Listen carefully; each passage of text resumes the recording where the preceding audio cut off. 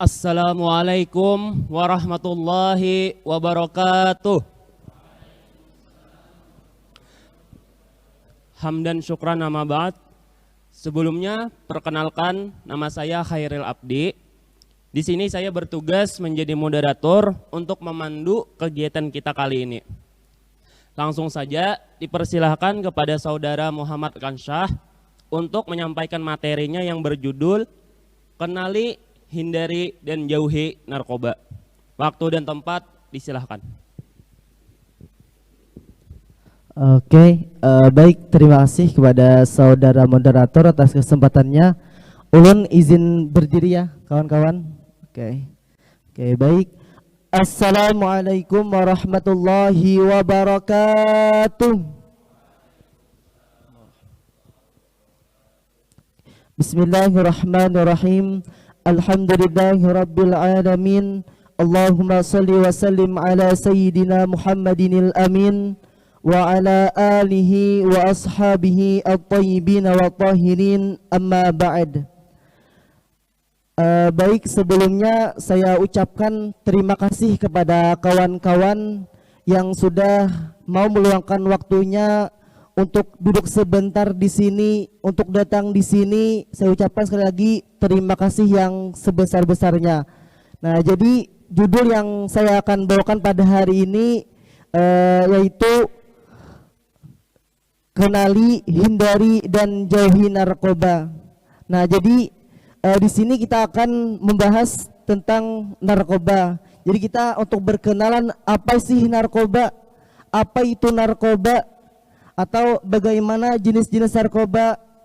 Terus ciri-ciri orang yang pencandu narkoba itu gimana? Penyebabnya apa? Dampaknya apa? Bahkan bagaimana cara kita mencegahnya? Nah, kemudian kita masuk ke slide pertama, yaitu apa itu narkoba. Nah, bisa dilihat kawan-kawan di layar. Nah, narkoba berasal dari kata narkotika dan obat berbahaya, atau juga dapat dikenal dengan sebutan nabza, narkotika, psikotropika, dan zat adiktif. Nah, kalau menurut Undang-Undang Nomor 35 Tahun 2009 dijelaskan narkotika adalah zat atau obat yang berasal dari tanaman atau bukan tanaman, baik sintetis maupun semi sintetis, yang dapat menyebabkan penurunan atau perubahan kesadaran, hilangnya rasa, mengurangi sampai menghilangkan rasa nyeri, dan dapat menimbulkan ketergantungan. Nah, itu kawan-kawan terkait narkoba. Nah, kemudian kita memasuki jenis-jenis narkoba. Nah, tadi berdasarkan pengertian, tadi kan saya bagi itu ada singkatannya nabza, narkotika, psikotropika, dan zat adiktif. Nah, jadi di sini saya menjelaskan jenis-jenis narkoba berdasarkan narkotika. Nah, yang pertama itu heroin, kemudian kokain, ganja, dan morfin. Masuk ke jenis-jenis narkoba berdasarkan psikotropika. Nah, ini saya masukkan ada 3 yang lebih masyhur kalau menurut saya.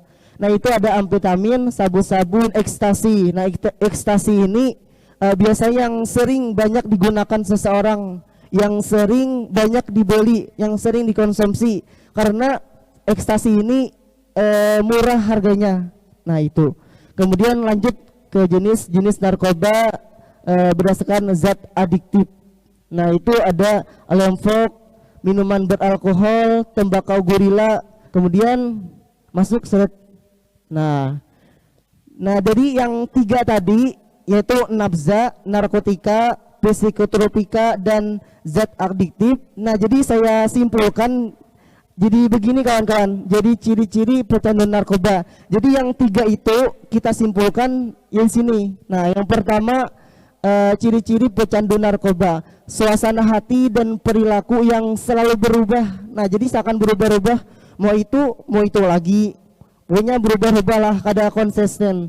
Kemudian menjadi pendiam dan penyendiri, tidak tertarik untuk melakukan positif. Nah, sudah jelas. Kemudian napas menjadi pendek, mata terlihat sayu dan merah, perubahan gaya bicara, kemudian menjadi pemalas. Nah, jadi jangan sampai kalau kita pecandu narkoba menyebabkan jadi pemalas, baik malas belajar, malas kuliah, malas OPB. Nah, itu kawan-kawan. Kemudian berteman dengan orang dicurigai sebagai pecandu, berat badan turun, artinya berat badan itu jadi kurus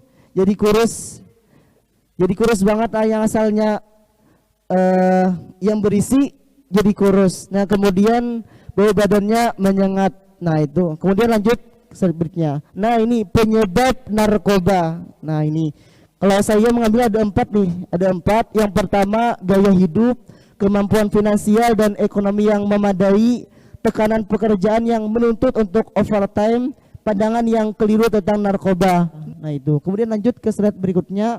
Nah, dampak narkoba bagi generasi muda.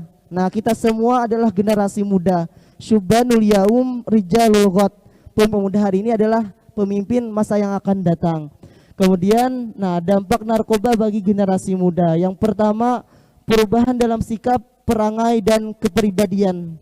Nah, sering membolos, menurutnya kedisiplinan dan nilai-nilai pelajaran.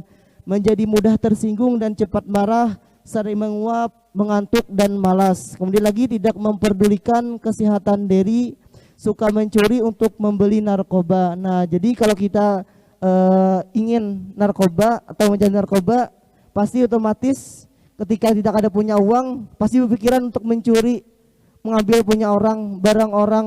Nah, itu.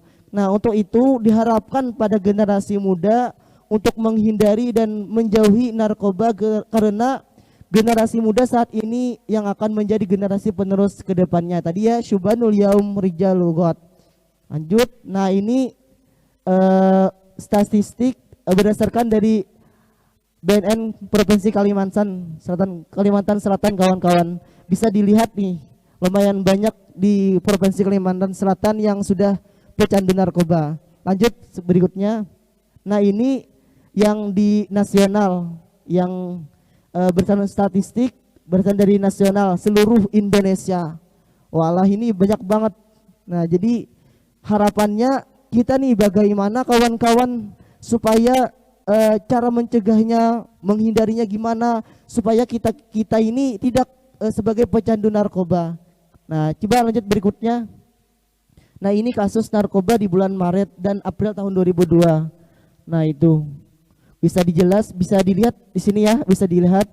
Ini yang berdasarkan bulan Maret dan April tahun 2002. Bahkan kawan-kawan kemarin hari Kamis tanggal 21 itu saya lihat di berita di TV One itu ada 6 orang yang di Indramayu, Jawa Barat yang pengedar narkoba, 6 orang tertangkap. Nah, itu kawan-kawan. Jadi jangan sampai kita tersebut menjadi kasus narkoba. Kemudian lanjut berikutnya, pencegahan yang dapat dilakukan. Nah, jadi pencegahan yang dapat kita lakukan di sini saya memaparkan ada 3 kawan-kawan. Yang pertama ini pencegahan terhadap diri sendiri, nanti lanjut lagi pencegahan terhadap keluarga dan pencegahan terhadap lingkungan kampus. Nah, ini pencegahan yang dapat dilakukan, pencegahan terhadap diri sendiri. Yang pertama, belajar untuk mengatakan tidak, bergaul dengan yang baik dan jauhi teman yang bisa mengarahkan berperilaku buruk. Kemudian lagi istilah hari-hari dengan kegiatan positif. Ya, kalau di bulan Ramadan ini ya otomatis pekerjaan atau amalan yang lebih utama yaitu membaca Al-Quran kawan-kawan. Nah, ini maka langkah baiknya kita amalkan untuk membaca Al-Quran di bulan Ramadan ini. Nah, kemudian menambah iman dan takwa kepada Tuhan yang Maha Esa. Nah, ini ya seperti salat, ke majelis, guru ilham misalnya, atau guru Rasyid Rida. Nah, itu. Kemudian lanjut lagi pencegahan terhadap keluarga.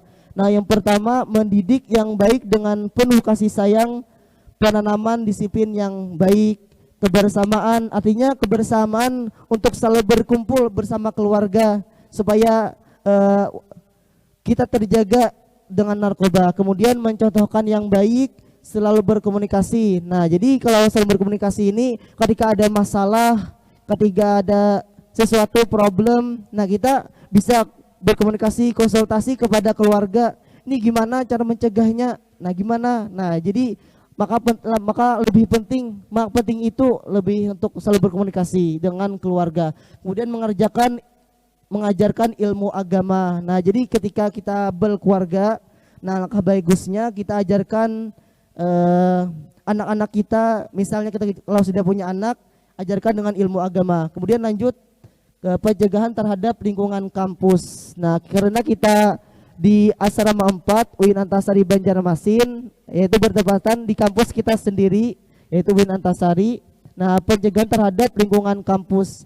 Yang pertama, pemeriksaan narkoba menjadi kegiatan wajib ada dalam penyusunan rencana kegiatan anggaran tiap tahun. Kemudian setiap calon mahasiswa wajib tes oren. Nah, jadi kalau kawan-kawan yang angkatan 2019, nah pasti tahu, kita semua itu pas waktu di angkatan 2019 ada namanya tes oren. Nah, tempatnya juga di sini. Jadi semua mahasiswa baru itu ada tes oren. Nah, tahu kalau yang angkatan 20 atau 21 apakah ada kawan-kawan? Oh, enggak ada. Karena dia ada pandemi lah, mungkin itu penyebabnya. Kemudian dilaksanakan kegiatan tes oren dadakan. Nah, itu. Kemudian bagi mahasiswa yang mengajukan skripsi dan ketika menerima dokumen kelulusan wajib memeriksa BNN Kalimantan Selatan. Kemudian lanjut berikutnya. Nah, terima kasih kepada kawan-kawan yang telah mendengarkan, yang setia mendengarkan, yang sudah mau datang ke sini untuk mendengarkan sedikit paparan yang insya Allah bermanfaat ya kawan-kawan. Nah, jadi dapat yang saya simpulkan dari yang ini, dari yang kita jelaskan tentang narkoba yang biasa dipakai, nah yaitu narkoba yang berbentuk cair, bisa juga berbentuk pil, atau juga yang bisa yang dihisap biasanya. Nah, itu kawan-kawan terkait penjelasan tentang narkoba. Nah, jadi hindari tentang narkoba ini supaya generasi muda untuk kedepannya lebih baik lagi. Saya ucapkan akhir kata, wassalamualaikum warahmatullahi wabarakatuh. Oke, baik, saya kembalikan ke moderator. Ya, terima kasih kepada Muhammad Kansah atas penyampaian materinya. Dipersilahkan kepada teman-teman yang ingin bertanya. Saya persilahkan. Baik, bismillahirrahmanirrahim. Assalamualaikum warahmatullahi wabarakatuh. Ya, pertanyaan saya tidak banyak. Yang pertama, satu aja pertanyaannya. Jadi pertanyaannya, kalau kita lihat dari kasus-kasus pemakai atau pencandu narkoba itu banyak yang dilihat itu banyak kalangan orang muda. Nah, jadi alasannya kenapa itu? Nah, apakah ada sesuatu yang lebih menarik untuk para pemuda kan pada narkoba itu? Nah, itu aja pertanyaan. Terima kasih. Assalamualaikum warahmatullahi wabarakatuh.